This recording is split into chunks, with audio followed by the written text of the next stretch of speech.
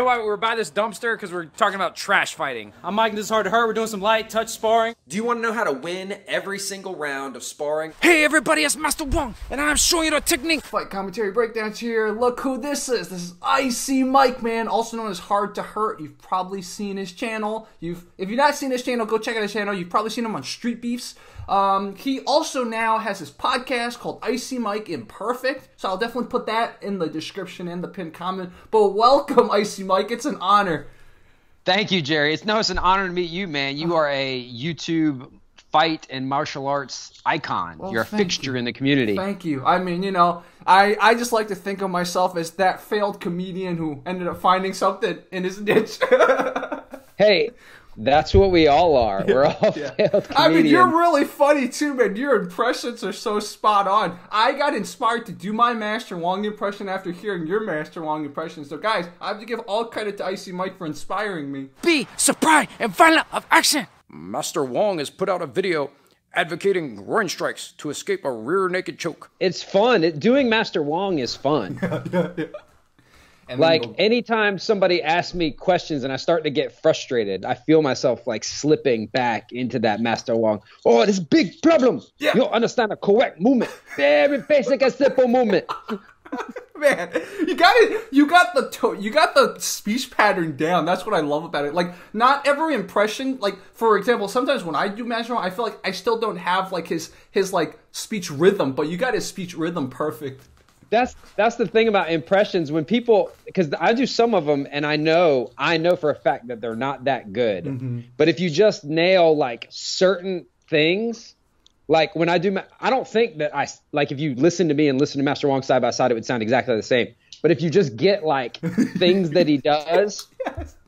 And hey, you'll never see, you'll go home and suck your mama, right? If you just get certain faces and certain expressions, it triggers people get what you're doing, so it doesn't even have to be like perfect. Yeah exactly.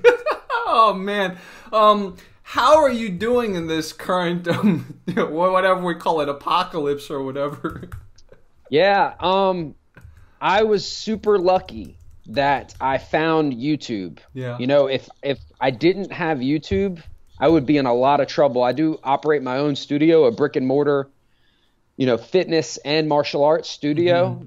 That the future is very uncertain for all of martial arts and fitness. Like if you do martial arts and fitness in person, in real life, they're all panicking right now. Yeah. The only reason that I don't have to panic is because I have YouTube and I have something to do with my time. Yeah, exactly. So let's get into it. Tell me about your martial arts journey. When did you get started with martial arts, etc.? I thought that my story was kind of unique, but it turns out that there's a lot of us that went through this. Mm-hmm. I started martial arts as a kid. I was getting picked on, I was getting beat up, and my mom was sick of me getting beat up, so she signed me up for karate. She's like, I'm taking you to karate, because she thought that was how I was going to not get beat up. Turns out what she signed me up for was Kuksul Wan, which is like, they call it Korean karate. It has a lot in common with Hapkido. It's like the kicks from Taekwondo without any sparring or a sport to back it up. So, and then a lot of like Hapkido, which is, there's like Aikido style, like wrist escapes and throws, and Taekwondo kicking, but with no sparring. So you can imagine how effective what we were learning was.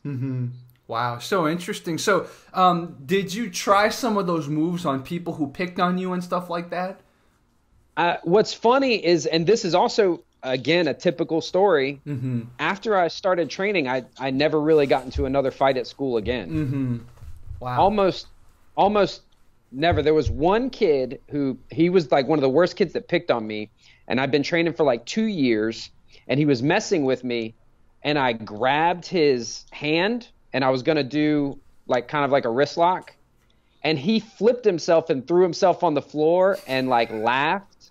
Like everyone knew that I was like, I took martial arts. You know what I mean? Yeah. So as soon as I grabbed him, he put his arm behind his own back and flipped, and it was in front of the whole class, and he laughed. And this is another thing I'll touch on here in a second that I figured out about a lot of like bullies. He like laughed and threw himself down and was like, "Whoa, dude, don't break my arm." We were in 7th grade, and everyone was like, "Oh, Mike, like, flip that guy, like, dang, but I didn't. But he acted like I did, and then also never corrected anyone. So, and looking back, that guy, he signed my 8th grade yearbook, and he signed my 8th grade yearbook. He came up to me and said, "Hey, can I sign your 8th grade yearbook?" And he wrote some of the things that he picked on me about, like he was picking on me in the signature. Wow. And he was like, "Hey man, I hope I see you next year." You know what I mean? And what was weird is I've kind of figured out from that, I was like, is he my friend? Because I hated him. You know what I mean? I like wanted to punch him in the face. Yeah. I wanted to take everything I learned. I wanted to snap kick his teeth out of his head. But he was playing with me. It's like my oldest son picks on his little sister. But he loves her, but there are moments where she's like screaming. She wants to pull her hair out because he's being so mean to her. And it makes me wonder if there's like real, bullying problems. I don't really use the term bullying, but I'm just using it as shorthand because people know what it means. Yeah. But I think there's a disconnect. I'm not talking about a kid that's assaulting another kid, like really hurting him. I think being so little and constantly feeling like I needed to prove myself and getting pushed around, and I wasn't in charge of my own body. Like kids could grab me and move me around and I couldn't do anything about it. I think there was a disconnect, and I didn't understand that like he wasn't trying to hurt my feelings or hurt me or make me feel bad or make himself feel better. That was just like how he acted. He probably had brothers that acted that way to him, Yeah. And I didn't get it. And I spent a long time like wanting to bash that dude's face in. Wow. It's so interesting, Mike, that I had a very similar, again, I don't even know if he was my friend or not, but so I spent a few years in China. I was in Chicago, and then I went back to China. Then I came back to the U.S., and I was in the D.C. area. And the first or second day of my 5th grade, new to America again, I had 3 years of like communist China, so I wasn't used to American culture. I was used to diversity. This black kid named Micaiah comes up and starts choking me, and I was like, what's going on? And, you think you're about to have to fight for your life. And then it turns out he was just a big Kung Fu fan, and he wanted me to demonstrate some Kung Fu. And the thing is, I did do Kung Fu in China, but like I didn't get that until like 10 years later. I thought about it. I was like, oh, because I started exactly like what you did. Micaiah and I went to middle school together. And he's a chill dude. That's why I'm saying his name. But like Micaiah would constantly try to like pretend to start fights with me, and then the moment I do a move on him, he'd be like, ah, kind of like what your person did. And then like one time I remember, in Kung Fu I learned 2 takedowns. So I tried to do one of the takedowns on him, and like I grabbed him by the neck. I was trying to like throw him, and before I even threw him, I lifted up in the air. He's like, ah, ah, ah. And so like I thought about all of that, and then I analyzed that first time ever, my second day of school, and he started choking. I'm like, this is just how he bonded. He's. Do you have older brothers? I don't. That's the thing. So like I never had that. I didn't have any older siblings either, and I think that a lot of your viewers, if they're watching this right now and they have brothers, they're like, yeah, that's what we do to each other. Like we fought when I was a kid. No one. If anyone touched me, we were really fighting. Yeah, exactly. Like I didn't have that perspective. Yeah. It's so interesting you had the same exact perspective. Like, I guess with me, Micaiah, that's what, like, brothers would have done. But, like, Micaiah would always mess with me, and then he'd always back off when he got me to the point where I was going to respond. It's so funny. Yeah. And it's funny how many of us have, like, these similar experiences that, unless we connect with each other and talk about it, like, you don't realize that. Like, you think that you're alone. You're like, man, I must be the only person that's, like, dealing with these things. Yeah. And it seems like I had another kid. His name was DJ. He was like, I went to 7th grade and 8th grade with him. He was another thing. Like, he knew I did Kung Fu, so he would always try to, like, hit me, and then I'd block him. He'd be like, oh, my God, dude, this kid's so cool. But he'd always come and try to hit me. Like the smallest thing you did is so amazing. Yeah, exactly. And it's like, I'm just blocking you. I've practiced that. It's not even that effective, but you're just punching me so slow. That's why I could block you. I had that exact same thing. There was a kid that used to pick on me. And we were over at and this was later, this was like high school years, and we were at a friend's apartment. He just graduated, he had his own apartment. And they said, yeah, that kung fu stuff or that martial arts stuff or whatever doesn't work, and he went to throw a punch. Now the punch was nowhere near me. And in Kuk Wan, we do a lot of like two-step self-defense stuff. Like they kick, they punch, you do a move. They kick, they punch, they do a move. And there's a lot of parrying punches, which to this day, I can parry punches pretty well. And I credit that, seeing lots of punches coming to parry him. The kid threw a punch that was so slow and was not coming anywhere near me, but I smacked it out of the air, and that had never happened to him before. And I was like ready to go. And he did the same thing. He was like, oh my God, dang, maybe it does work. And I was like, no, dude, it was just a reflex. Yeah, I just got lucky, essentially. Yeah. It's funny that hearing your story, and then we look at all those funny Bullshido clips, and you realize most of them, that's what they're doing. The guy's not even throwing at 10% speed. He's not even throwing at the right distance. And of course, you can pull anything off. And, all those Bullshido videos, like the stuff that you share and things like that, the difference is they just never woke up. You and me figured it out early in our lives. We were kids, and we figured out, like, oh, I need to learn how to fight. Yeah. For me, I think what happened was I realized, yes, I have some training, but it doesn't mean I know how to fight. It just means other people don't know how to fight. So my little bit of training gave me an edge, and I just, accepted that. And I think until I started the Fight Commentary channel, I didn't go back to train for a long time, because I was like, you know what? I had all my crazy fights in middle school, high school, elementary school. I think I'm done with it. But then, you get older, especially you realize, wow, one, I can't live without martial arts. And two, it's important because you never know when you're going to get attacked on the street. Like, I've told the story before, but some guy tried to mug me. And I was so because I hadn't done martial arts in so many years. It took me 5 seconds to realize, and then I was ready to fight him. But in that 5 seconds, if he were more aggressive, I would have probably been robbed. And it was that moment I'm like, okay, Jerry, you better go back and train immediately, because you're not living in a city that's very, very safe. That's actually sort of how my martial arts journey evolved. I did that Kuk Wan stuff for a long time, and I also took some Japanese Jujutsu, and I dabbled in a lot of things, a lot of the nerdier martial arts, and I became a police officer, and I had a bunch of uses of force, and I was successful in all of them. They used to pick on me. They're like, how do you get in knockdown, drag out fights with dudes and you don't even mess your uniform up? But just like you said, I was fighting with dudes that didn't know how to fight. Yeah. And if you know a little bit, then a guy that is just flailing ineffectively, it's very easy to control him. And if you're confident and if you're composed, you can win most of those types of encounters. Yeah. It wasn't until I tried to arrest a kid who wrestled in high school. That was literally his only background. He wrestled in high school, and the area that I policed in previously didn't have wrestling. It was very, very, very, very country, very rural, very tiny schools. They didn't have a big athletic program in any school, so there were no wrestlers. I didn't encounter or try to arrest people that had wrestled. First time I tried to arrest a kid that wrestled, I was like, he gave me all I could handle. He was a handful. I had a really tough time holding him down and controlling him. And I asked him about it. And he was like, I just wrestled a little bit. And I was like, damn, I got to go get me some of that. Yeah, exactly. And that, just like you had a problem and you realized, man, I'm rusty. I'm not sharp anymore. I realized that I was not as good as I thought I was. And I was not just good enough, especially given what I did for a living at the time. I said, that's never going to happen again. Yeah. Because that dude wasn't even bigger than me, and everyone's usually bigger than me. Yeah. That dude and me were the same size, but he just had a lot of wrestling experience. Wow. So I went and signed up at an MMA school that day, and that was 10 years ago. Wow. And I've been training pretty much full-time ever since. How long were you a police officer? 8 years. Wow, yeah. So you must have saw some crazy stuff in all those 8 years.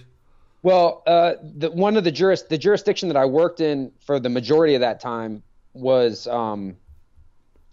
known for being one of the highest volume jurisdictions. They would say that 5 years there is like 10 years anywhere else. Wow. And I had in my career, I had over 200 documented uses of force, which is an extremely high number for 8 years. Yeah. We're getting, yeah. Wow. And so, did you get involved with Streetbeefs before that, during that, or after that? After that, I left to open my studio. I wanted to open a studio.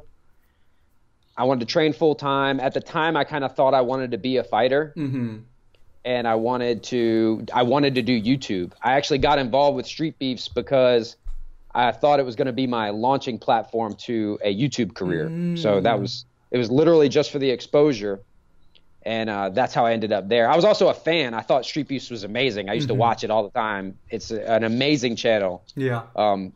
Not only for like the popcorn aspect, just like watching fights, watching untrained or sometimes trained people fight is entertaining enough. But just when you watch Streetbeefs and see like the culture that it's created, it's its own thing. Yeah, totally agree with you. It's just like, it's kind of like how people back in the day would settle their differences. And that kind of thing is starting to get lost in a lot of the Western world. And again, I'm not going to get too philosophical, but like growing up, some of my best friends were people that I fought.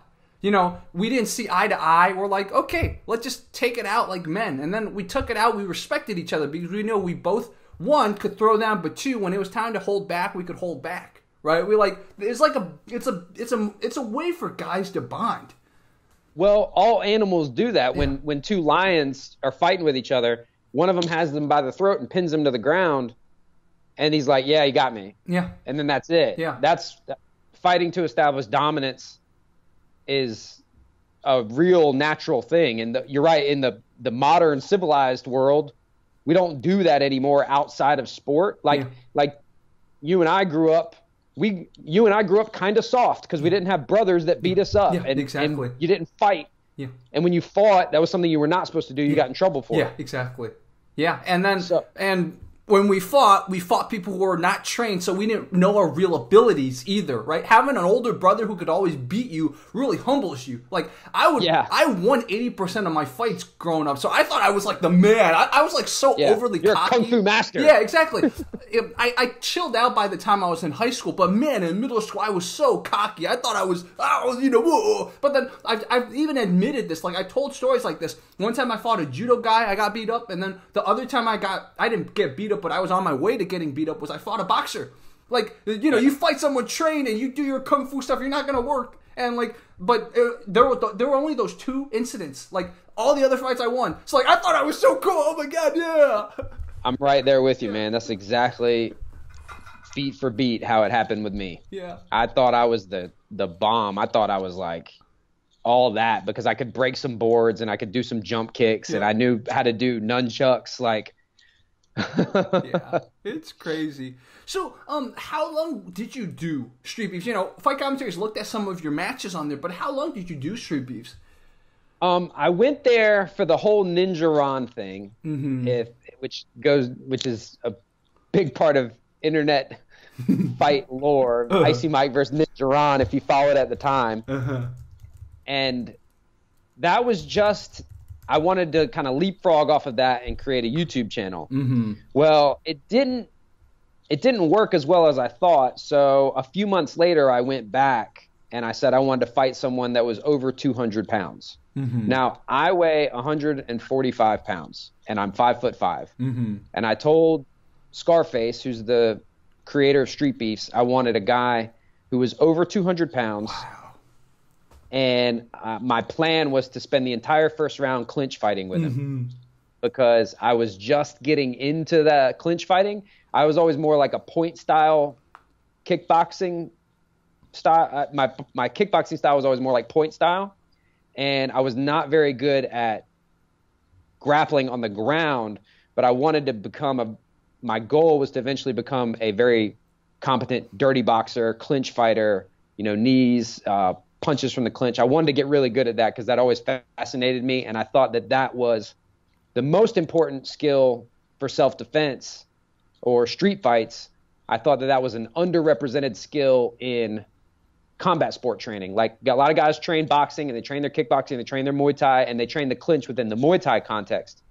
And a lot of guys train grappling on the ground, but it's only like in maybe judo or Japanese Jujutsu or very clinch heavy Muay Thai places where they train a lot of like standing, attached, either grappling or striking or mixing the two. And I was like really obsessed at the time with clinch fighting, and I wanted to test it. And I didn't have anyone who would just do clinch fighting rounds with me full. You can't do it in little gloves full force. Yeah, exactly. Me and you could have a hard roll and still be friends. You could even have a hard spar in 16-ounce gloves and shin guards and still be friends. But it's hard to get a hard cage fighting or dirty boxing round in, and I wanted to try it out.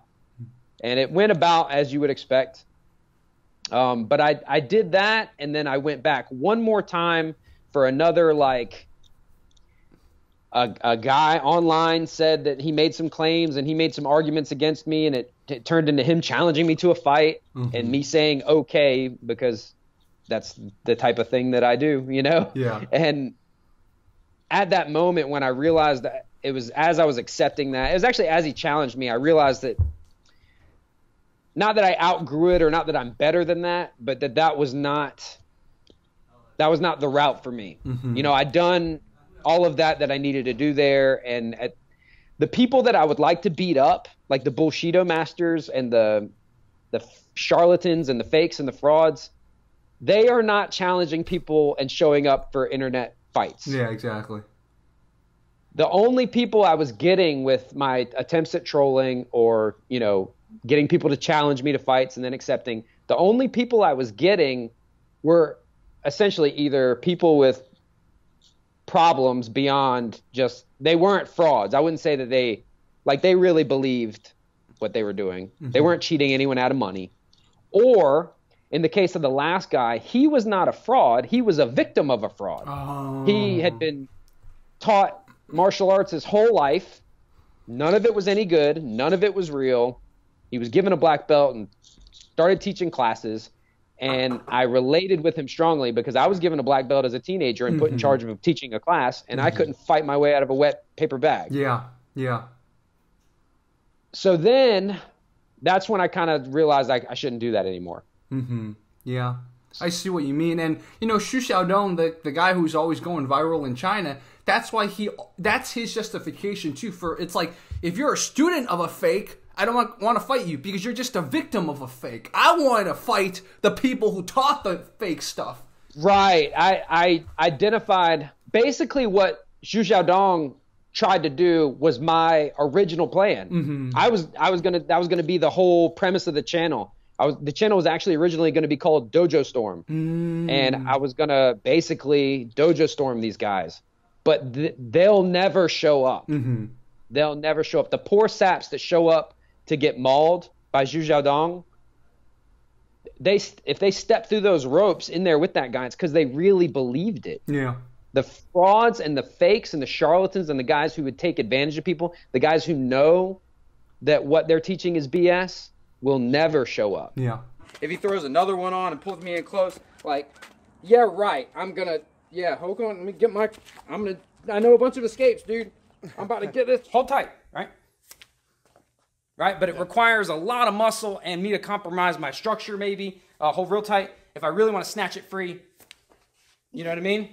That's not, you should be able to see that and tell why that's not what to do. We won't use the term win. No, I'm still going to use the term win. But what I really mean is be successful. Tell me about your channel. You know, one thing I really enjoy on your channel is you give a lot of great tips. And one of my favorite videos so far is still that one where you just said, I'm going to buy that, like, bullshido package that kept getting advertised on the all combat of fighter package. Yeah, I was so glad you did that because I was about to do it too, and then you did. I was like, okay, I'm not going to waste my money with it. So I really want to thank you on behalf of everyone on my channel for looking at that. 27 videos. Some of them are 4.5 minutes long. Some of them are a minute and change. Just different lengths. And it's just the two guys demonstrating techniques pretty poorly. For your viewers, I'm sure anyone that watches your channel has seen this ad. It's the one where it's like, do you want to become a brutally effective street fighter?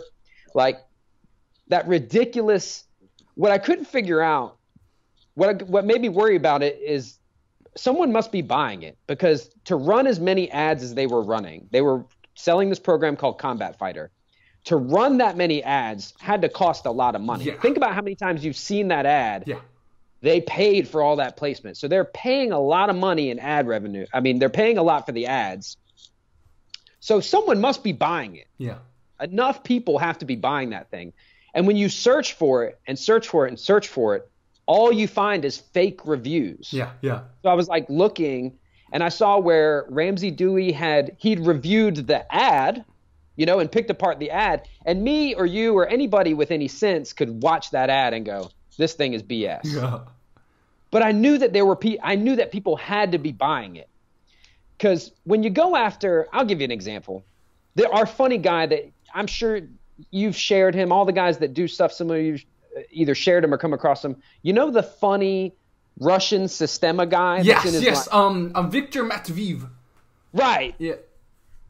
He's not making a bunch of money off what he's doing. Like, no one's signing up for his courses and buying his books and stuff like that. So while we can laugh at him, it wouldn't do me any good to like go find that dude and beat him up, you know, to stop him from whatever. Yeah. But I said, people are buying this, and they probably search for reviews, because anytime you buy something online, you're already sitting at the computer, you search for reviews. When I searched for reviews, there were 0. Wow. And I looked, and I was like, you know, I've got enough juice in the algorithm that when you search for something that I've covered, I'm close enough to the top. It'd be worth it, the $60 or $40 or whatever it was, if it keeps a couple dudes, you know, from falling into that trap. Though sometimes I wonder, like, if you're dumb enough to believe that, like, you're probably going to spend your money somewhere dumb anyway. So it's like, if you don't spend the $50 on this, you're probably going to spend it on like an immortality ring or something like that. Yeah. Essential oils. So I keep them framed. I keep my head picked up. Hopefully I've done some core work. Hopefully I've done my neck work. Even though he's pulling on me, trying to pull me down or whatever, I can keep a little bit of space, enough so that I can turn a little bit of a punch. You can show up all you want, but if you're not trying to improve and trying to be better than you were last week, I don't consider that a victory. This happened. We learn it, but you've made some mistakes. You should spend much more time checking wrist, you know, escapes and controls like this rather than down here. Funny that your channel, you thought about potentially calling a dojo store. There's actually another guy, he's a viewer of mine, and I'm sure he follows you too. He has a channel called Dojo Hunter, and his goal in the future, once this craziness wears down, is he's not going to go storm dojos, he just wants to go in there and like spar them. So like, I think this idea you have, it's still a lot of people are going to jump on it. Yes, I think it wasn't like I invented it. Actually, my whole plan was to take the show Catfish. Have you ever watched the show Catfish? Yes. I wanted to essentially do that show, like beat for beat, but instead of investigating a possibly fake profile, I'm investigating a dojo or an instructor. Mm-hmm. So I would like go, I wanted like it to be filmed like a reality show, and I wanted to go and walk in and say, hardwood floors, that's a bad sign. Head instructor wearing a business suit during class, that's a bad sign. Like, you know, like use my experience and expertise to kind of figure out, is this place real? Is it legit? And then hopefully turn it into a sparring thing, or at least a pressure testing thing, or at least, hey, show me a technique, and then maybe I could like troll them a little bit to get them to, you know what I mean? Yeah. If it came down to like we throw hands, like I was willing to do that. Mm-hmm. It just, I would still be up for doing it, but not in the context of like, I'm gonna like blow the lid off this farce, like, because I don't think that that's real. I don't think that anyone is gonna go out there and make people stop pretending to be good at martial arts when they're not. Yeah, exactly. It's kind of like remember that George Dillman feature that I think National Geographic did? Like, they were very kind of objective about it. They let George Dillman kind of dig his own grave, so to speak, with this stuff. So I think that's the vibe probably you're going for, but like more hands-on type of stuff. Right, yeah. Mm-hmm. And it was always going to be me. I was in contacts. I was real close to getting it funded by some guys. And they kicked around the idea of like, did it have to, like, why don't we knew some professional fighters. We knew some guys who'd been in the UFC, and we talked about bringing them on.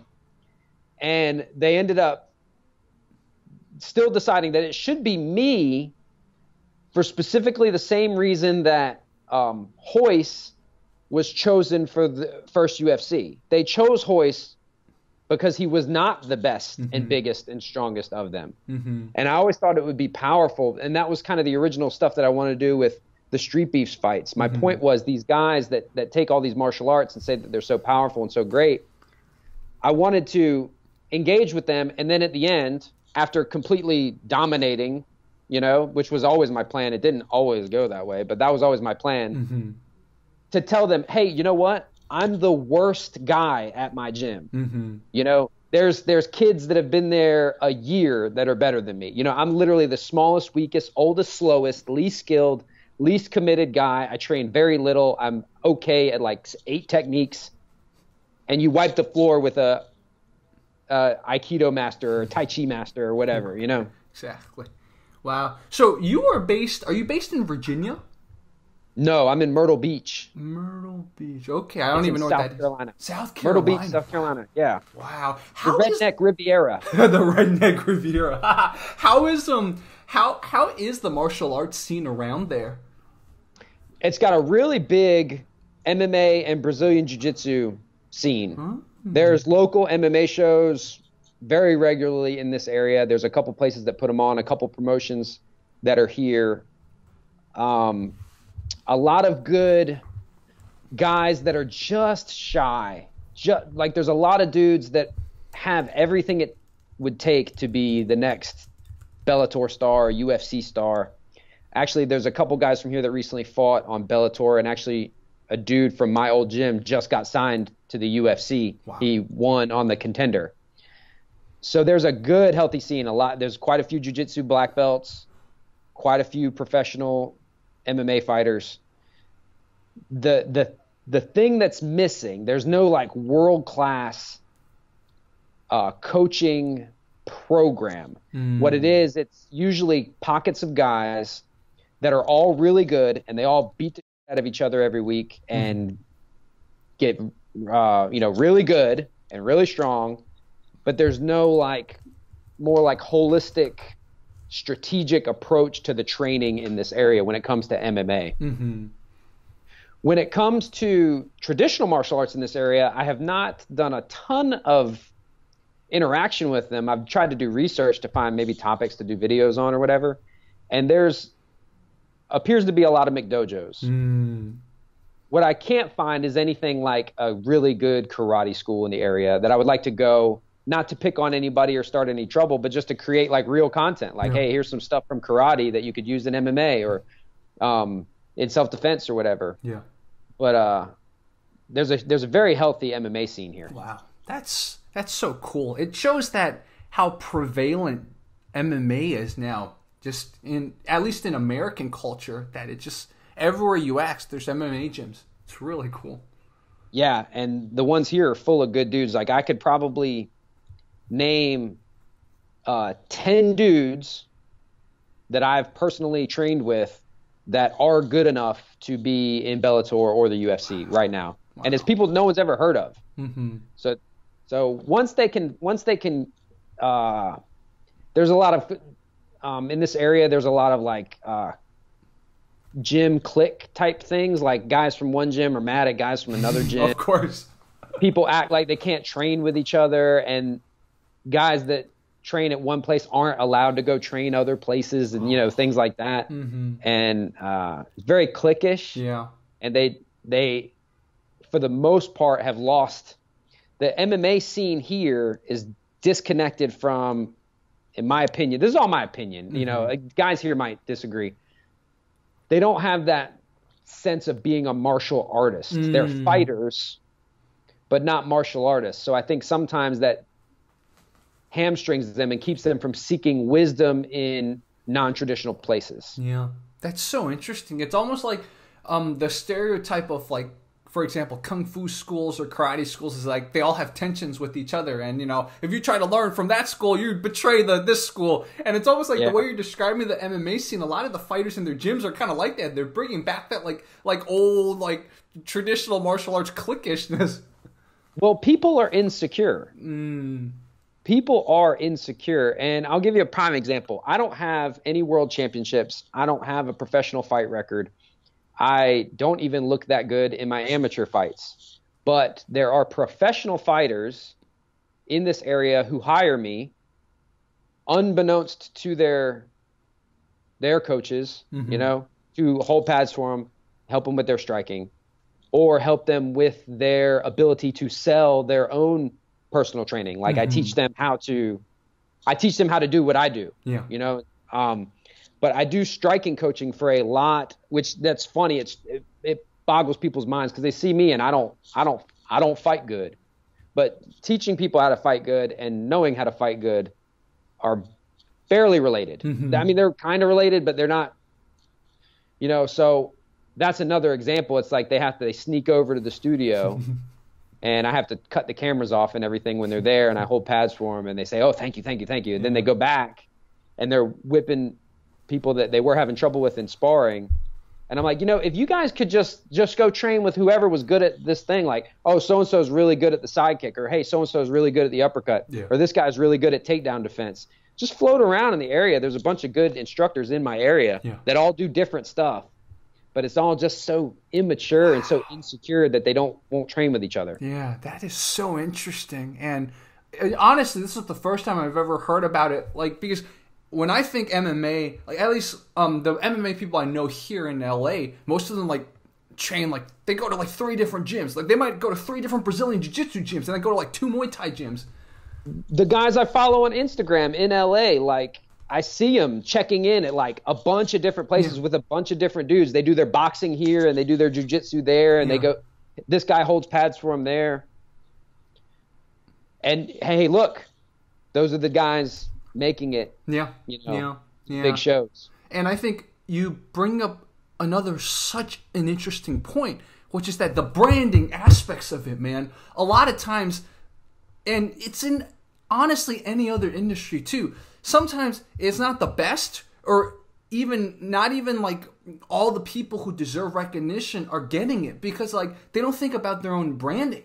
And like, you know, so many good fighters who come to you to like ask, like people I know also, they come to me to ask like, Jerry, how do I get seen? And like, I give them advice and a lot of them don't even follow it. That's the thing. And I'm like, dude, you understand your own brand. You and I are having so many of the same experiences because they see the success that I've had on YouTube being an amateur. I'm an amateur.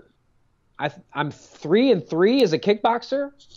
Amateur, that's it. That's my fight record. And if you don't count Streetbeefs, and I've done 4 jiu-jitsu matches, that's literally my resume, you know. And they see the success that I've had on social media, and they're like, dude. And these are guys, and I get it, and I get a lot of pushback from people about the YouTube thing, or I did, which we can touch on here in a second. But I used to get a lot of grief over YouTube from guys who have traveled the world, bled and sweat in other countries, you know, put their body and their life on the line to win world titles and win world championships, or lose on pay-per-view, you know, and they fight in front of a couple hundred people and they make $1,000, you know, and these are guys that can beat me up very easily. So they would like kind of make little snide remarks about, you know, I'm just a social media guy. And I'm like, hey, yeah, I'm not good at fighting. You're good at fighting. So you try to make a bunch of money fighting. Try to make a good life fighting. Try to even just as a hobby pursue fighting. That's your thing. This is my thing that I could do. But it's like branding. And no one wanted to hear that. They would say, man, how do I get my Instagram followers up? How do I get it? I was like, well, here's how you do it. And I was like, I'll even help you.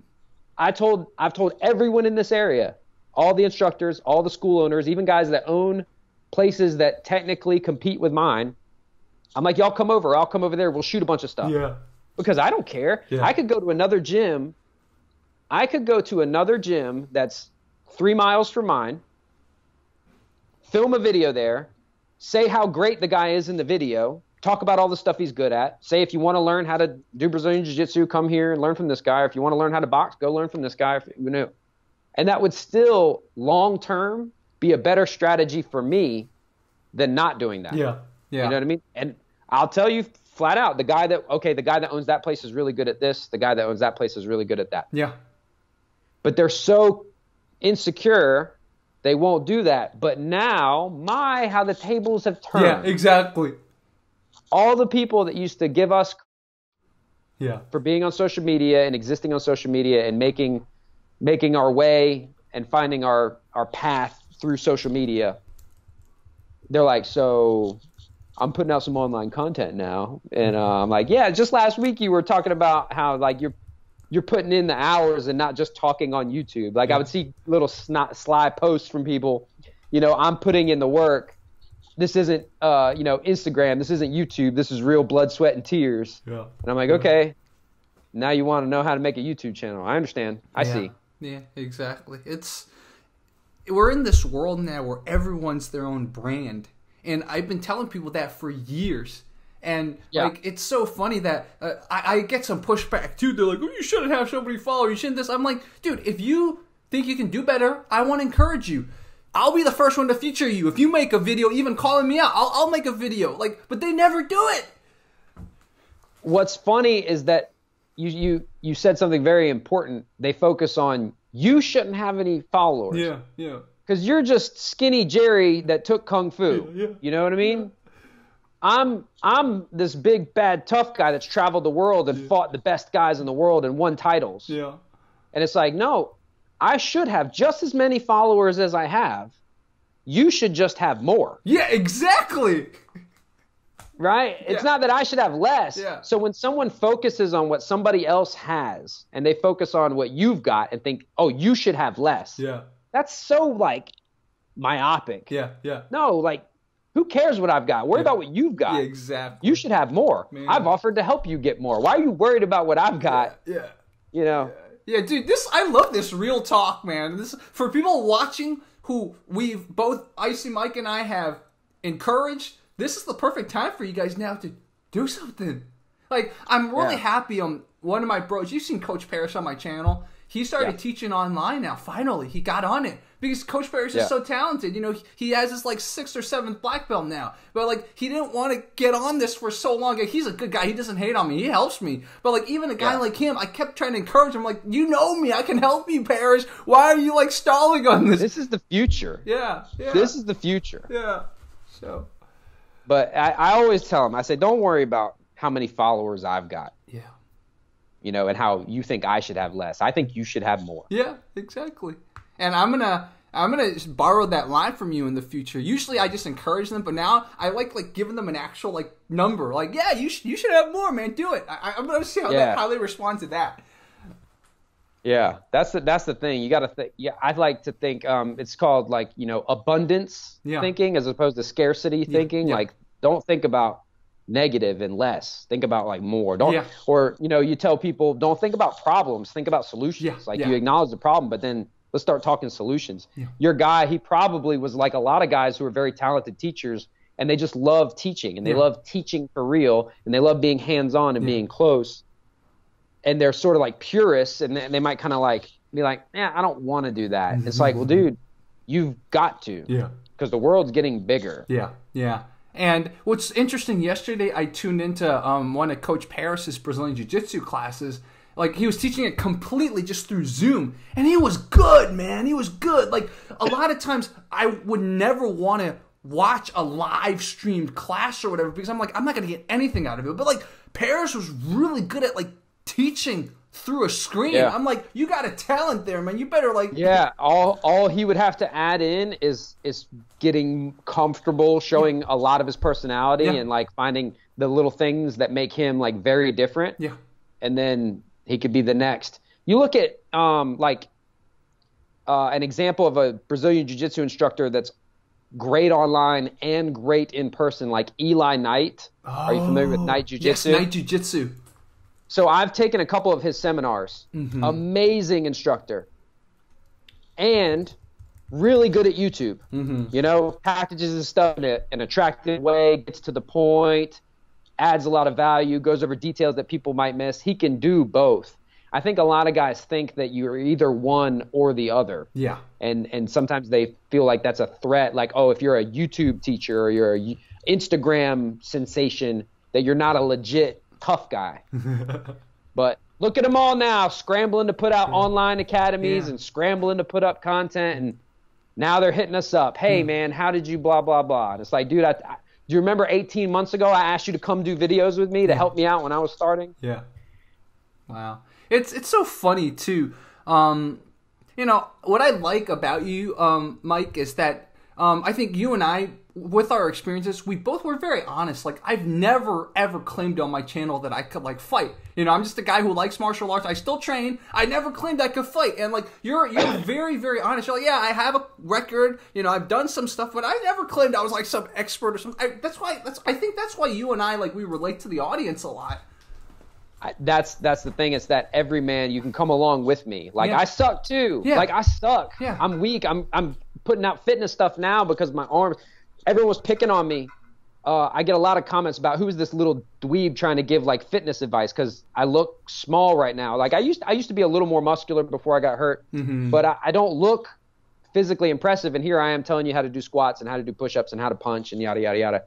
And some of the hateful comments are like, man, look at this guy with twigs for arms trying to tell me how to blah, blah, blah. But what a lot of people see is like, hey, that guy can do it.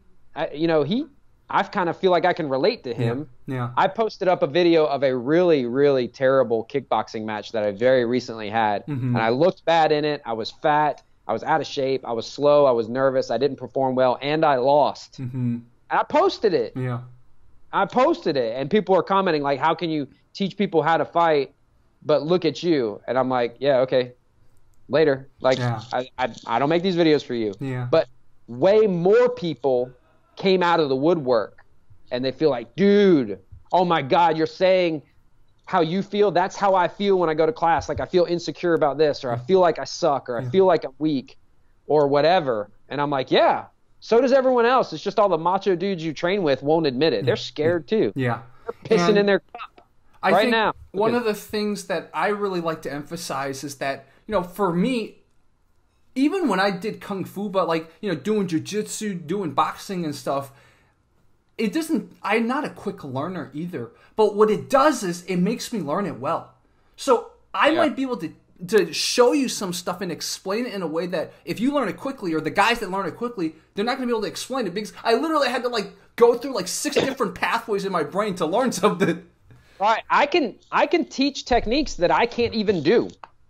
You know, I taught one of the girls in my kids' class, I was teaching her how to do an axe kick.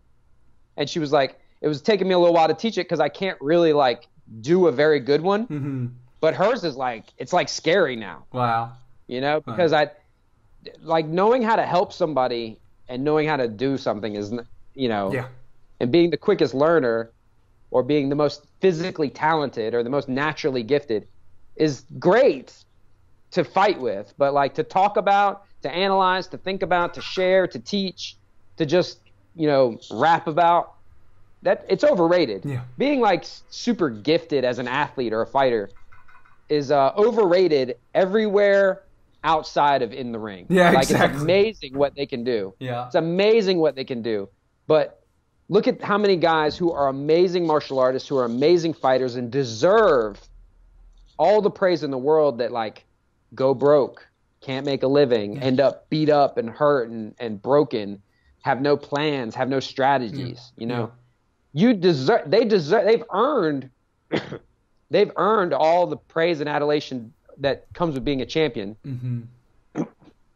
But what's the worth of something? It's market value. It's what people pay for it. Exactly. Look at the poor guys from the poor UFC legends who are like all broke now. And going back to fight again when they're like 40, 50. And they shouldn't. What they should have done is said, you know, I need to learn about branding. I need to learn about marketing. I need to learn about social media. I need to learn how to be a plumber or do something else. There's exceptions, but generally you should always try to be hands up. Being totally flat is bad. At least get to here. More like checking the hand than actually like controlling it. So we're like fighting, and I'm just sort of like checking the hand like this to get a reaction, because in this moment, he can't punch me, but I can punch him. We're squared up, we're fighting, and you wing a kick in, right? And I'm like, oh, yeah, we can kick now. What were some like projects or future collaborations you were planning on, whether you can still do them now or like once this blows over?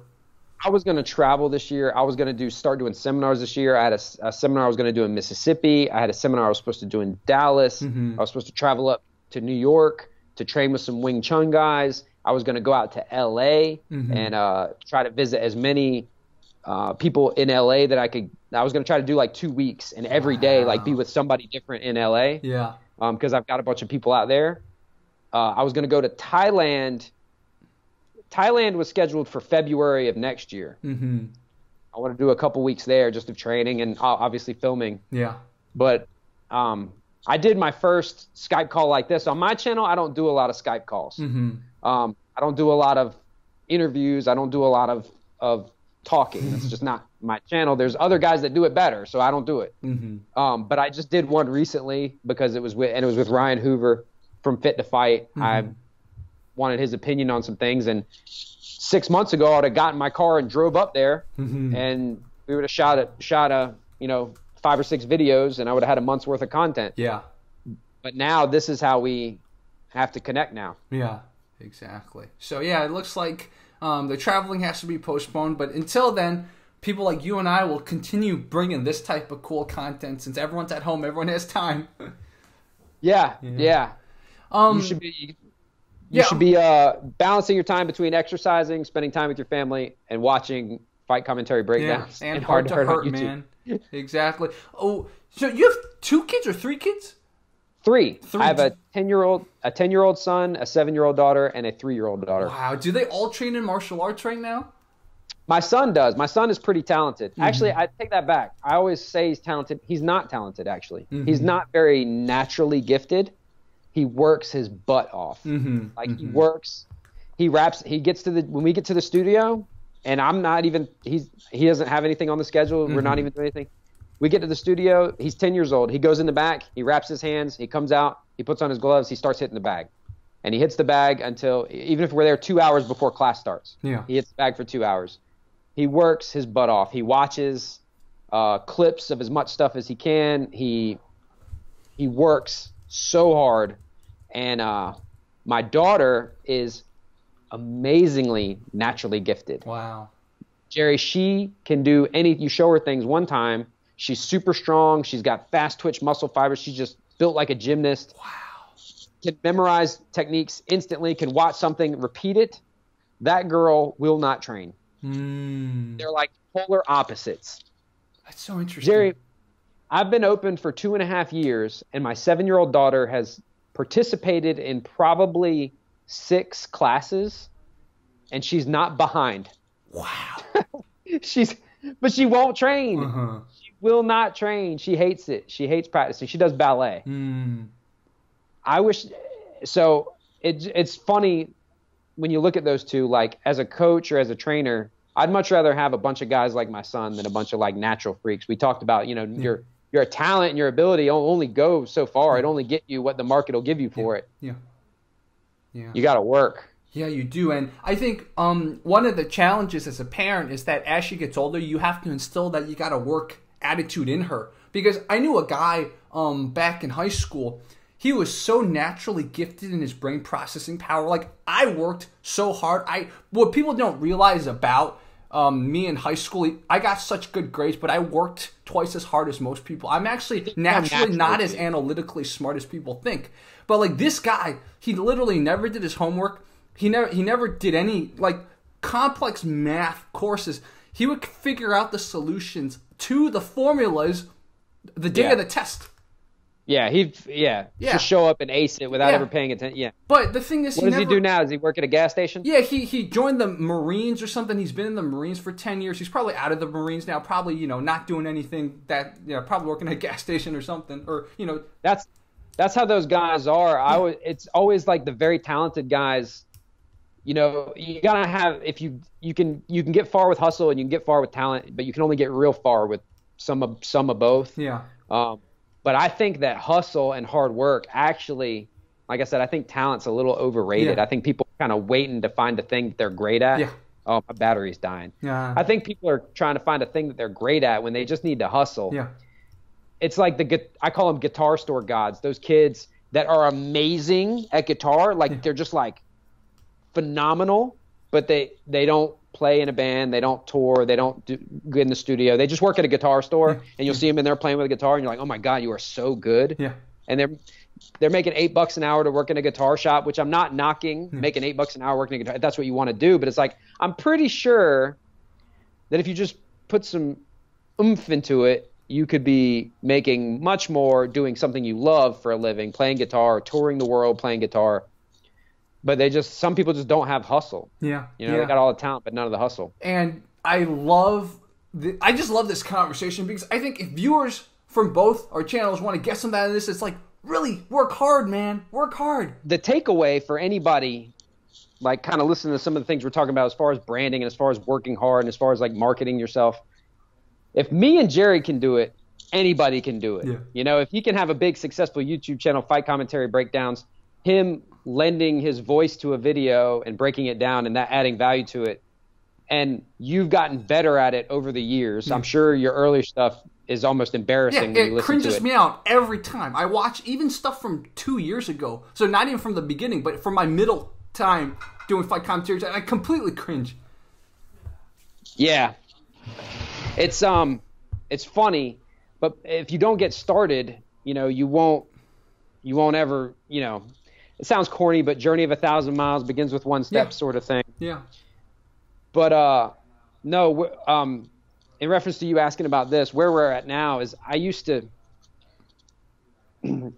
train people out of my garage. This is where we are. So if you notice this pattern on the wall, this is in my garage at home. Mm-hmm. The pattern at the studio is the same, but it's orange because that's actually my second location. My first location was this garage. It was there's my hot water heater and a power rack and some dumbbells and some things over there. And I had mats down, and I worked as a personal trainer out of my garage, and I worked up to where I was doing 35 personal training appointments a week out of my garage. Wow. Yeah, so that's why I quit. I quit work. I was like, I could do this full time, and that was with just in a garage, just a dude with a rack of dumbbells, a power rack, some mats, and a heavy bag, and I was working full time out of my garage, wearing sweatpants, and doing what I wanted to do. Yeah.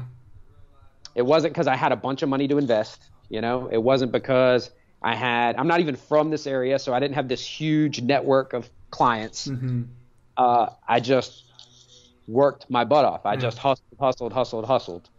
I often cut my prices down lower than everybody else to steal all the business. I think as my schedule got full, gradually raised my prices. That's what a lot of these martial arts instructors don't understand, that want to charge $85 an hour for private lessons. And I'm like, yeah, or you could charge $30 an hour for private lessons and do 7 times as many of them.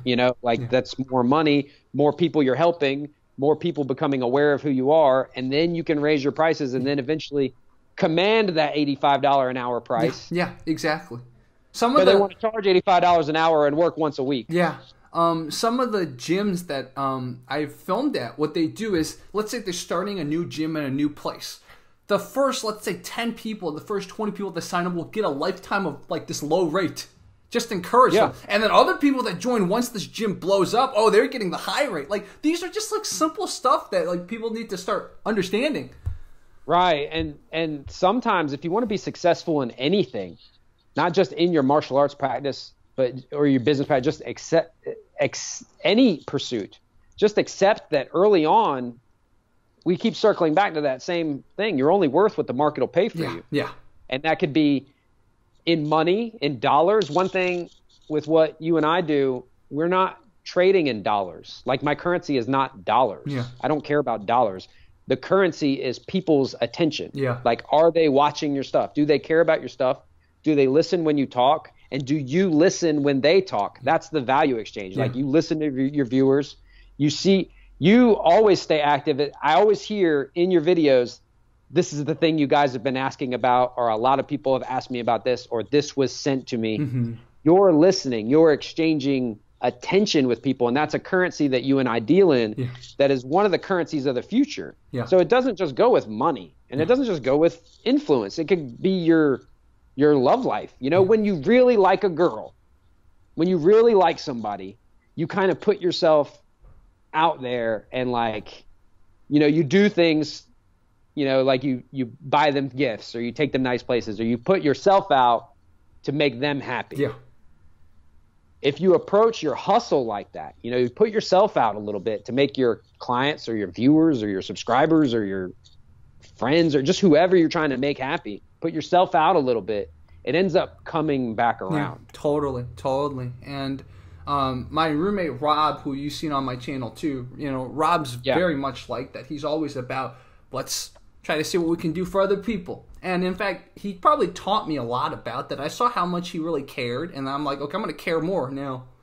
Yeah, and I bet he's very successful at things he does. Like guys that are like that, usually those are the guys you watch him as, man, everything just always seems to work out for that guy. You know, people that are like, woe is me, and what am I going to do about my situation, and what am I going to do about my problems, and I need this, and I need more money, and I need more time, and I need a better car, and my parents are mean to me, or, you know, they complain about all these problems, or like, I'm too little, so I get beat up in class when we're rolling, or I'm too old, so I can't spar, or I don't have enough time, so I can't get to training, and I wish I had more time, wish I had more money, wish I had more muscles, wish I had more girls, wish I had a better car, blah, blah, blah, blah.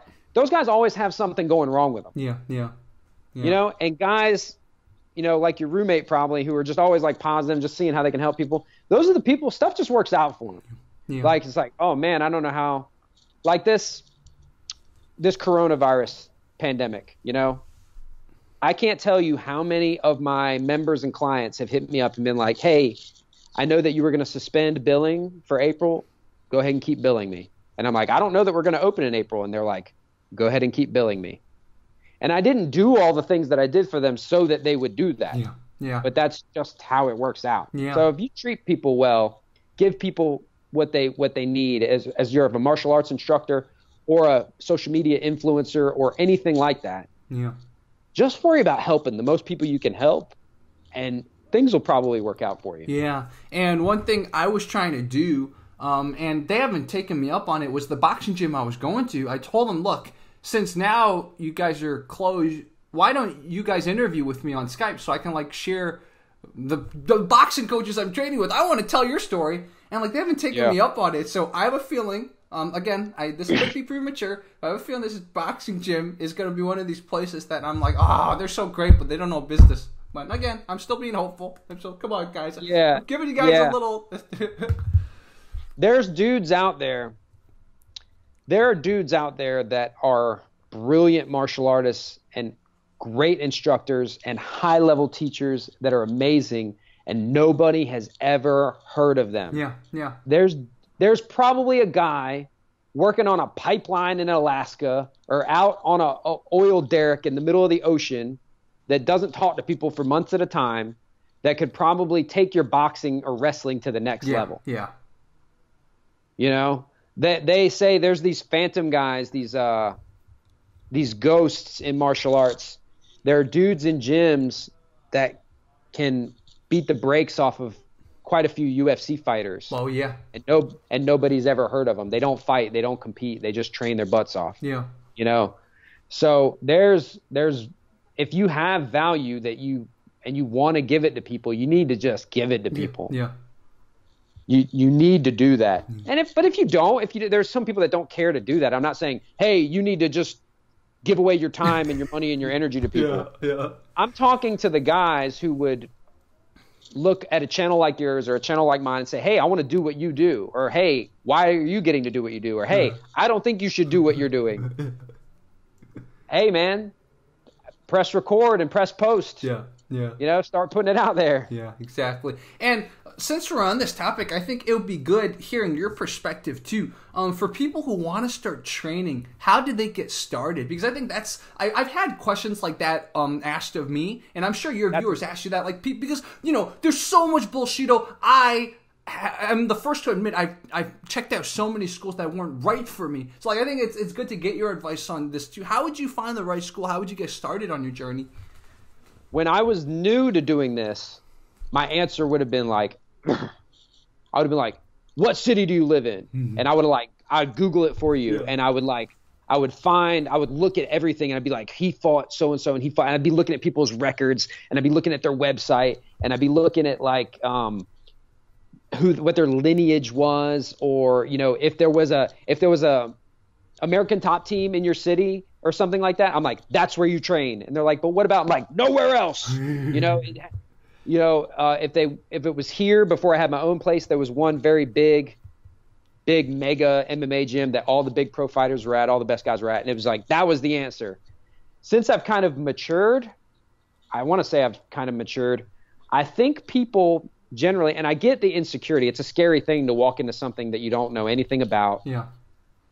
Everyone thinks that they're supposed to know how to fight, and obviously something happened to you where you realize that you don't know how to fight, and now you want to learn how to fight. Yeah. That takes a lot of pride swallowing. Like you're like I'm a grown man, especially if you're an adult. I'm a grown man, and I want another grown man to teach me how to fight. Like that's a hard pill to swallow. Yeah. So I get the insecurity about it, but I think largely people overthink that. I think the best answer is go try the free trial at every place, and then just keep going to the place that you had the most fun at. Yeah. And then if you train there for 6 months or a year and you don't feel like you know how to fight, guess what? You had a lot of fun. You probably made friends. Find a place that has a nice instructor that treats you fairly and the price is right and it's close to your house and you have fun going. And a lot of people would say, but Mike, what if they wind up in a McDojo? And I'm like, oh, how terrible would it be to get a little bit of exercise, have a lot of fun, make a lot of friends at a place that's close to your house? Oh, no, you didn't learn how to kill men with your bare hands for real. If you told me, hey, Mike, do you want to spend a year having a lot of fun with your friends, or would you want to know how to kill men with your hands? I'd be like, a year of fun with my friends sounds awesome. Yeah. And then once you have some context, once you're like, I went to a boxing gym or they had a guy come in or we were sparring and I'm still getting beat up, then you could say, well, if I want to learn how to fight, I'm going to go to a boxing gym, or I'm going to go wrestle, or I'm going to take Brazilian Jiu-Jitsu, or I'm going to learn Muay Thai. Those are the 4 answers. You know what I mean? Yeah. People hate that. And that wasn't even my base, But here's the truth. If you want to learn how to fight people, you got to go do the stuff that people who fight people are doing. Yeah. Like there's not a secret.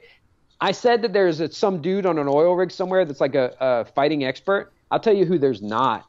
The ancient mystical old man on a mountain that if he wanted to could go in the UFC and beat everyone up by like flipping them by like. Yeah.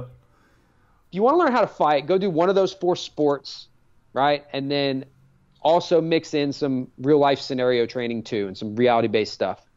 But if you just want to train, go try places and go to the place where they're nice to you and you like it. Yeah. Yeah.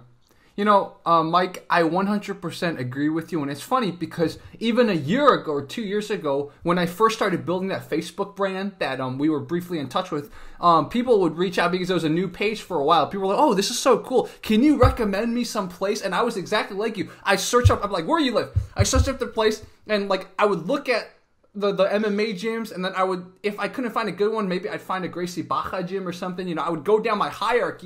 A brand you recognize, yeah, exactly. Or something you could, in good conscience, recommend this. Yeah. And what happened was I had the exact same kind of realization as you. I realized, look, everyone's journey is different, and it's better to get exposed, get some context before you really dive in. Especially a lot of those top places, not always, but a lot of those top places, because they're so prestigious, they're so good, there's a tendency for them to try to lock people in to like contracts and stuff like that. And the problem is sometimes, even if you're one of the best gyms, there's just 1 to 10% of the time those students just don't get it. And what if you're one of those? You don't want to waste your time paying so much extra, thinking you can fight, but even though you're at one of the best places, you still didn't really learn how to fight. And go ahead. Yeah, I think people are hung up on that. Like when they ask me, "Hey, I want to start training," that same question you get. Our inboxes probably are nearly identical. Mm-hmm. I'm like, well, what do you want to? You just want to train, or do you want to be a professional fighter? If you want to be a professional fighter, you should have no questions. There's already a roadmap for that. Yeah. You need to be very adept at striking with either boxing or kickboxing or Muay Thai as a base. Mm-hmm. You need to be very adept at grappling with either wrestling or Brazilian Jiu-Jitsu as a base. Yeah. And anytime you try to tell me anyone else in the top of MMA that's doing things other than those are outliers. Yeah. People will be like, but what about Wonder Boy? Yeah. And I'm like, you're not Wonder Boy, you know? Yeah. And they're like, but what about so-and-so did capoeira, so-and-so is a kung fu fighter? And I'm like, first of all, you're not them. Second of all, those are outliers. Yeah. Look at like what 90% of the dudes are doing. Yeah. So if they just want to be a professional fighter, that roadmap has already been created. Yeah. You can flavor it. You can go try other techniques and be like, well, I kind of want to do I kind of want to add side kicks in, or I kind of think I can make a wrist lock from guard work, or, you know, you can flavor it, but there's already a roadmap for professional fighter. So if we're answering the question, like, what's right for me? It's like, I don't know, dude. Yeah.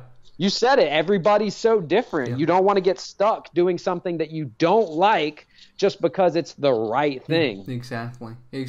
And, you know, a lot of times what people don't realize is some of the best schools, sometimes maybe their teaching style just doesn't work with you. You know, everyone's different. So, and I told in another conversation, I'll probably upload this one first. That's why I'm going to emphasize this again. But another conversation with another viewer, I said, sometimes if, let's say, you have to pay a little bit more money to break the contract to get out of this because you're not having fun, do it.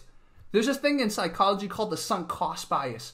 Don't be like, oh my God, well, I signed up for 6 months. If I quit early, I have to pay $100 more. Man, do it. It's for the sake of your health, for the sake of your fun, for the sake of your survival, for the sake of your money. Do it. Yeah, that sunk cost fallacy is that kicks people's butts. That makes them do things that they didn't want to do. I remember as a kid, we went to Disney World and we got like 5 days or 7 days or whatever. Yeah. And by the end, we were just toast. Yeah. Like I didn't want to go on the 7th day. I just didn't want to go. I was like a 9-year-old or 10-year-old kid and I didn't want to go. Yeah. And they're like, but we bought the ticket. So then we like baked into heat and killed ourselves to do that day because we had that ticket. Yeah. You know, people think, well, I've already spent this much time. I've already spent this much money. But you're right. That's a fallacy. Don't throw bad money after good money. Don't throw good money after bad money. Yeah. Don't waste more time than you already have. Yeah. Do what makes you happy. Yeah. I don't do contracts. I understand why places do contracts. I'm not saying that you shouldn't ever sign a contract or that gyms shouldn't do contracts. I don't do contracts.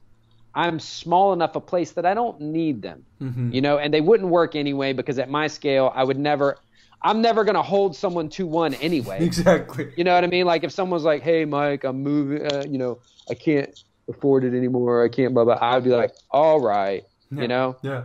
I'll tell you this. If someone came to me and was like, I can't afford it anymore, I was like, okay, keep coming. Just don't pay. You know, that's like the type of place we are. Yeah. But I understand why places do contracts, but I do think that people need to be leery of that and think about what are the realistic chances that you stick with this for a year or 2 years or whatever the contract's asking for. Yeah. 3 months at a time, 6 months at a time. I kind of understand why places do it. A lot of people think that there's a problem with a place like trying to get money out of you. And I get that because we're talking about something that some people consider an art or a passion. Yeah. And sometimes it's hard. People don't like to talk about money for a passion. But these guys, if you want them to be open and you want them to be able to teach you, they have to pay bills. Yeah. And people are flaky. So getting people in a contract where they're auto-drafted is just a way to secure that you can keep the lights on and keep the doors open. But that same tool is also a way that you can ensnare people to which you are not providing value. Yeah. Yeah, exactly. I can even share, I don't think I've shared this yet, but when I was deciding on a boxing gym, I had like 4 choices, right? And I didn't decide on the one that was the most popular. I didn't decide on the gym that like, you know, had like the most brand name recognition. I just went with, you know, this place seems chill. It seems like a place I can really learn stuff. And maybe their technique taught is not as good as the other place, but that's not what I need right now. I'm not trying to be a champion boxer. I just want to take all that like striking training I've had when I was younger and like make it actually practical. That was my purpose. And I think before this apocalypse happened, it was working.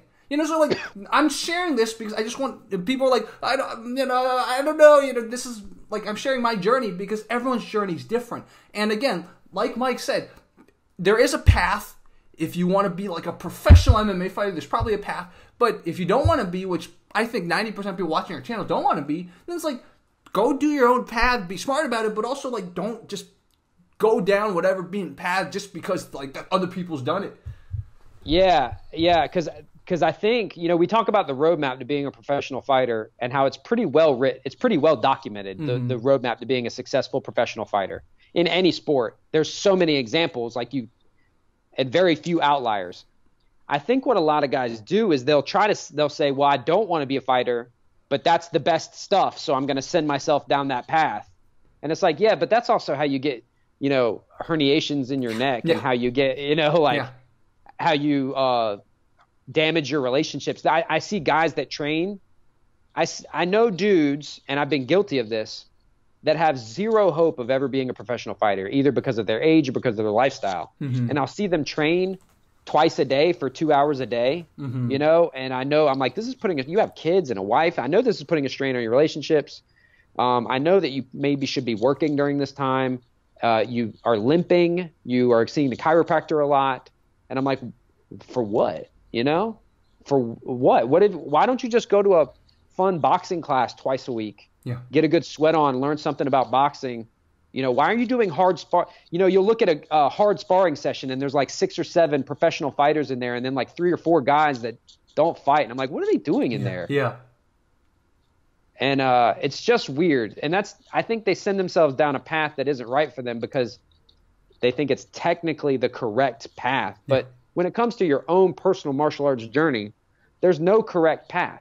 You said yourself you chose a boxing gym not based on the most prestigious boxing gym that was putting out champions, and you knew that the instructor was the best. Yeah. You picked a place that you liked and you fit in and felt was chill. Yeah.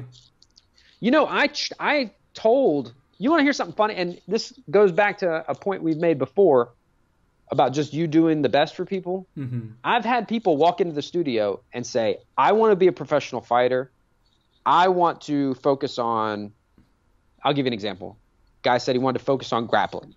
Said he wrestled in high school, felt really comfortable with grappling. He wanted to learn basic boxing and become a really dominating grappler. And I said, okay, let me give you a phone number. And I gave him the phone number to my Brazilian Jiu-Jitsu instructor. I'm a white belt in Brazilian Jiu-Jitsu, and I never wrestled. Got no business turning this guy into an MMA fighter based on his grappling. And he was like, no, okay, well, it doesn't have to be you know, all grappling. I was like, we don't have grappling classes here. We don't do that here. You know, we don't do that here. We have a day on Sunday that's like, you know, where we mix it up. But any fighter I have, we just do striking training, and he does his grappling training somewhere else. And then on Sundays, we do MMA sparring where we grapple and roll and stuff like that. But I don't do any instruction at my place. Yeah. Zero. And this guy was like, well, but maybe I could just practice, you know, we could practice it on Sundays. And I'm like, yeah, but you have to be coming here for 3 months before you can come to those classes. I do that. That's not super popular, but that's just a safety thing. Not even for the safety of him. I don't think we'll hurt him. I think he'll hurt one of us. You know, it's one of those things. Yeah. Because our Sundays is real sparring. Our Sundays is our hard sparring day. And I say, nope, this is where you need to go. You're not going to train here. He's like, but I want to train here. And I'm like, but you said that this is what you want. I don't do that. You need to go somewhere else. This is not the right place for you. And he was like, no, I want to train here. Sign me up. And I'm like, okay, I don't do any of that stuff. He just wanted to train with me. There was a guy that I was trying to tell him who was better, who was more experienced, who was more prestigious. You know, he was a Bellator fighter. He's fought all over the world. He's a Brazilian Jiu-Jitsu black belt. And I was trying to send him there, you know, and it was closer to where the guy worked. You know, I was like, that's the right place. But he just came in our place. Our place was small. Our place was chill. He felt like he fit in better. And I said, all right, but if you get serious about being a professional fighter, I'm going to send you there because I believe that people should go the right place for them. Yeah. So we'll see. That's such a great story. I have a story very similar to that. So my friend Mike, hey, like you, Mike. I have a friend, Mike, who remember that 3-on-3 Filipino craziness, the 3-on-3 MMA? It's like the most popular video on the Fight Commentary channel. But Mike did that commentary with me. And then Mike actually wasn't even training martial arts at the time. But then after that, he got inspired. So, you know, because he hung out with me a lot, he loved MMA. But he was like, you know, I don't want to be an MMA fighter. All I want to do is work on my hands. So instead of doing MMA or going down the path that maybe some people would think would be natural for someone who wants to learn how to defend themselves, he just went to a boxing gym. And he's been boxing for more than a year. And it works for him. You know, you could say, yeah, but what if someone wrestles him and takes him down? That's not the point. That's not what he's trying to get out of it. Yeah. When someone says something, but like, what if someone tackles you? And it's like, well, what if someone tackles you? We'll probably both kind of end up in some – it's probably a bad day for any of us, exactly. You know? The chance that someone attacks me and tackles me and it was of no fault of my own, like I wasn't being an asshole or like doing something I wasn't supposed to be doing, the chances of that happening are so low. Yeah. So when someone says, but what if this happens? I'm like, but what if I spend my whole life and a bunch of time and a bunch of money and a bunch of my health doing something that I hate? Yeah. Yeah. You know, what if that happens? Because that will definitely happen if I go, you know, to some school I hate doing some stuff I don't want to do just because it's the most effective. Yeah.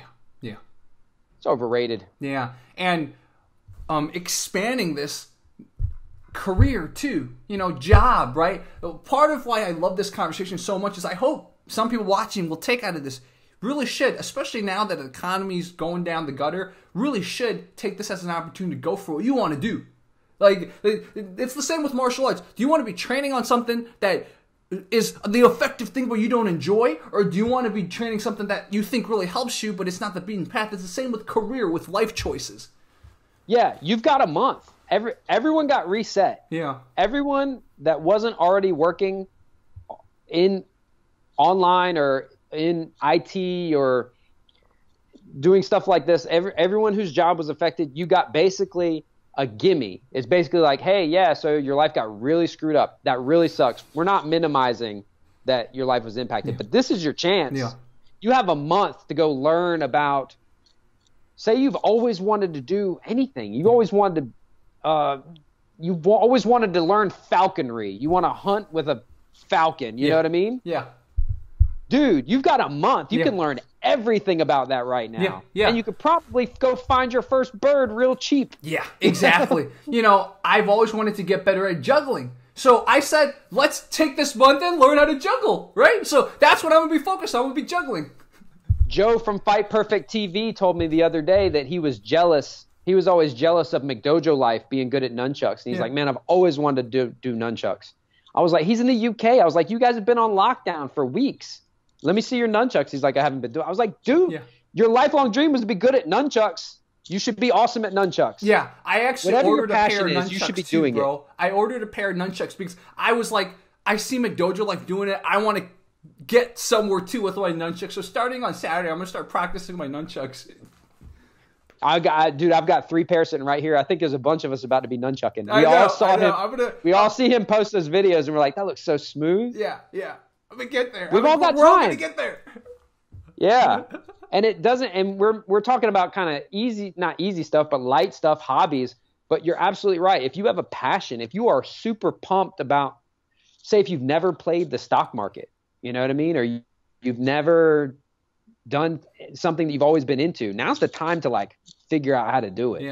Yeah, exactly. Especially, I mean, the beauty of our modern world is that everything's at your fingertips. If you want to play the stock market, there's apps you can download to do it. Yeah, you can find a dude. There's some 14-year-old kid on Reddit somewhere that is an expert at it. Yeah. You know, there's an app that does it for you. There's so many resources. Yeah. I always joke that YouTube made dads obsolete. When we were growing up and we wanted to know how to do something, we had to ask our dad how to do it. Yeah. And then we didn't even have any way to know that he was telling us the right thing. Yeah. You know, we were putting duct tape on stuff and like, you know, using paper clips to hold stuff together and, oh, you need this kind of wrench for that. Now you can YouTube it and then check it against other YouTube videos. You find 4 videos that say the same thing. You're like, okay, this is good information. Yeah. You've got all the information in the world at your fingertips. Yeah, exactly. Wow. You know what, Mike, this is a kind of a good place to stop. I mean, this was a great conversation, and I'm glad besides exploring the martial arts journey, we like explored a lot of other stuff. So when you do it, you want to go elbow up, sky high, rotate around, grab, and push it back towards them. I don't buy UFC pay-per-views. I would buy Ramsey Dewey versus Master Wong. The podcast that I'm doing now is not even about, I mean, we talk about martial arts. A lot of the guests are going to be martial artists, and that's just the people I know. But it's not, martial arts is a very good small sample of like just the human experience. Yeah. Martial arts is about finding out truths about yourself and making yourself harder and stronger and faster and honing yourself against opposition. And that opposition, sometimes it's physical. You're learning how to fight against people, but sometimes it's mental. You're learning how to like be at peace with yourself and be comfortable with yourself. It's martial arts is the jumping off point for the podcast. It's called Icy Mike Imperfect. And essentially, and one day we're going to have to get you on there. Yeah. But you're going to have to be ready because it ain't friendly. What it is essentially taking your deepest, darkest fears and insecurities and let's go ahead and shine a light right on them. Wow. And let's talk about it. Wow. Let's talk about how, in my last match, I was so fat and I was so out of shape and I was so embarrassed. And I went home and was like, man, I need to just delete my channel and close my studio. Like those sorts of moments. Yeah. But also we're going to talk about times we ourselves. Yeah, so it's funny too. But the coolest thing about the podcast is you can listen to it live and there's a live chat and anybody from that live chat can come on as a guest from the app. So if you go to icymike.podbean.com and get that app, you can like participate in the podcast. Like you can be, I get live call-ins from the live chat and they're become the guest, for the podcast. That's awesome. That sounds like a great thing. And especially nowadays with social media, we need more and more genuineness than ever. I live in a city that's a very not genuine place because there's so many LA, actors, right? so many flakies. Yeah. But it's the whole thing is built on fakery. Yeah, exactly. But a silver lining, I think, to all this that's going on is that it's going to force people to be more genuine. I mean, let's be honest. The whole thing started because a whole country was not being genuine with its data, right? So, like, I think if we're going to learn anything, let's all just be more genuine. And I think we all will tune into your podcast because I love what it's doing. Vulnerability, that's important in life. And people are so scared to do it. I was scared to do some of the things that I've done recently as far as the channel goes. I recently put up a video about push-ups, and I had an old version of that video in which I looked really good. It was before my injury, and I was really strong and able to do a bunch of push-ups. And then I reshot it recently with my little arms post-surgery, and I could barely do 10 push-ups in the video. Since I've started doing that type of stuff, like being more open and more honest and more vulnerable, the channel is growing more rapidly. Yeah. More people are hitting up my DMs and saying, dude, oh my God, I'm going through this. And I'm like, yeah, me too. Yeah. Instead of like, oh, I'm an expert and I can teach you how to do this. It's like, dude, we all suck. Yeah. We all suck at something. Yeah. Yeah. And I started noticing that too. So I have 2 Instagram accounts. One account's for fight commentary, and other's a personal account. And on my personal account, I've been doing the same. Like I've been showing people, look, when I do push-ups, I'm a little imbalanced. Like I'm not afraid to admit it. And it's amazing. Yeah. Like when you get honest with yourself, one, you feel better, but then you also can approach the problem and solve it. Like Mike said, we focus on solutions. Right. Once a problem springs into your mind, spend maybe a few seconds on it. You know what the problem is? I don't have enough money. I don't know you ever put, I don't have enough money, or I'm not strong enough. We suck at push-ups. I can't do as many push-ups as I want to do. That's the problem. I don't ever need to think about it again. I need to say, how do I do more push-ups? Yeah. Who's an expert on this? Who's an expert I can consult? Where can I get good information? What do I need to do? How often do I need to do it? And immediately go towards solutions. Yeah, exactly. Wow. Guys, let's definitely have Icy Mike back. I'm sure if this lockdown goes on longer for a month, I'm going to have another conversation with him. Let's pray to God. I want to know, we need to hook up a way that we can remotely do commentary together. Yes, I agree. It would be amazing. I think we would be a good commentary team. Yeah, exactly. So that will be our next video, man. We'll make it happen. We'll look at clips together, whether on Skype or Zoom or something. We'll commentate on it together. I think that'll be amazing. Yeah. Yeah. Looking forward to it, man. Definitely. Guys, leave your questions for Icy Mike. You can even go to his channel, ask him, but you can put the questions in the comment section. I will link everything we talked about, some of the other stuff he talked about too. There's going to be links in the description and the pinned comments. So, dude, Icy Mike, this was awesome. I'm so glad we finally got to do this. All right, man. Thank you. Definitely. All right. Bye-bye, Mike.